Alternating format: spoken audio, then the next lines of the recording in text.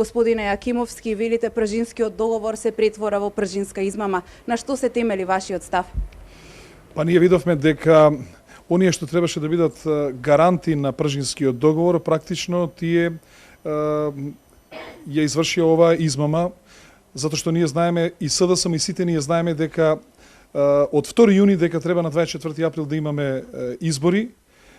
Премиерот Груевски поштено и честно си поднесе оставка на 15 јануари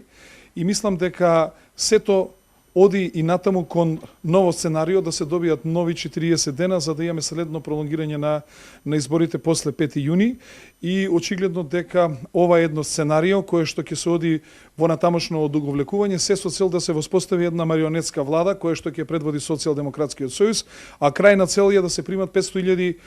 бегалци овде во Република Македонија. Нашата држава се претвори во еден огромен бегалски камп, а впрочем не случајно во ова време се постави министер за внатрешни работи од токму од Социјалдемократскиот сојуз, затоа што знаат дека таквата политика најлесно ќе ја спроведат со нив. Да не се правиме наивни, да не се правиме будали, никаде во Европа не се распоредија меѓународни полициски сили, освен во Република Македонија. Сакам јасно да ги подсетам дека границата на Европа со Африка е на островот Лесбос во Грција, а не е на Меджитлија во Македонија. И ако требаше полицајци, требаше да се постават полицајци во Грција, не во Република Македонија, тамо каде што се фалсификуваат документи, каде што се прават други работи кои што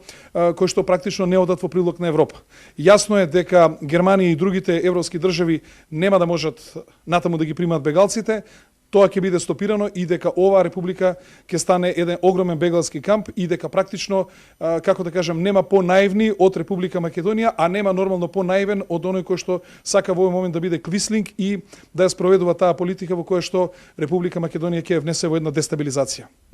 Велите Државната изборна комисија досега имаше доволно време да го прочисти избирачкиот список, така 10,5 месеци споминавте пред малку на пресконференцијата и предупредивте да не му се случи на Чичаковски она што им се случи на неговите претходници, односно да поднесат оставка. Што значи тоа?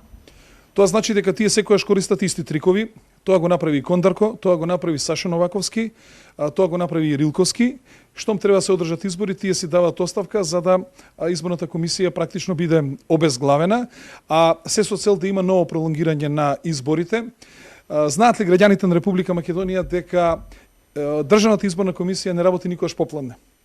Дека си слават викенди, си слават Валентајн. Знаат ли граѓаните на Република Македонија дека земаат 1300 евра плата? Знаат ли граѓаните на Република Македонија дека Државната изборна комисија после секој избори дели по 20-30.000 евра и на крај треба да ни каже дека не ни е чист изборот? Јас уште еднаш ќе повторам, за ова време на Кина да беше избирачкиот список да беше пред нас, кој што е у милиарди, ќе го прочистевме затоа што има софтверски решенија, затоа што ова држава има дата на податоци и затоа што навистина поразително и срамње за секој граѓанин на Република Македонија да кажеме дека од целиот свет, на целата земјина кугла, само избирачкиот список на неандерталска Македонија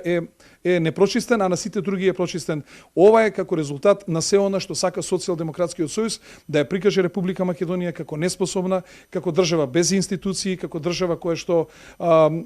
не функционира правниот поредок, каде што не функционира системот и се со цел да се создаде еден поголем хаос за да може евентуално да биде инсталирана нивната влада.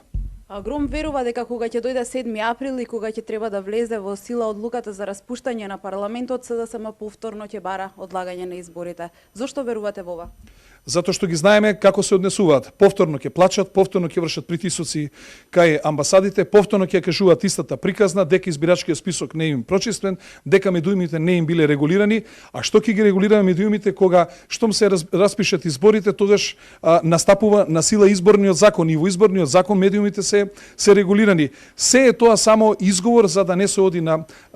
оди на избори и повеќе од очигледно е дека Социјалдемократскиот сојуз оваа агонија ќе ја продолжува и натаму, но мислам дека живците на граѓаните, на стопанството, на институциите се при крај и дека одговорноста за тоа што натаму ќе се случи во Република Македонија е исклучива одговорност на Социјалдемократскиот сојуз, затоа што ги парализира институциите, затоа што го исполитизира граѓанството, затоа што прави огромни штети на стопанството на Република Македонија и затоа што е евидентно дека нема доверба од граѓаните на Република Македонија, а она што сум јас убеден, не 2016, 2216 година Социјалдемократскиот сојуз со ЗАЕФ не може да добие избори затоа што ова овој народ кодоши не прифаќа. Овој народ не може да прифати некој што го предава да го води и да застане на неговото чело, и тоа не може никој, нема да му го заборави, и мислам дека тоа треба што побрзо да го сватат ако сакат да излеземе заеднички од оваа криза.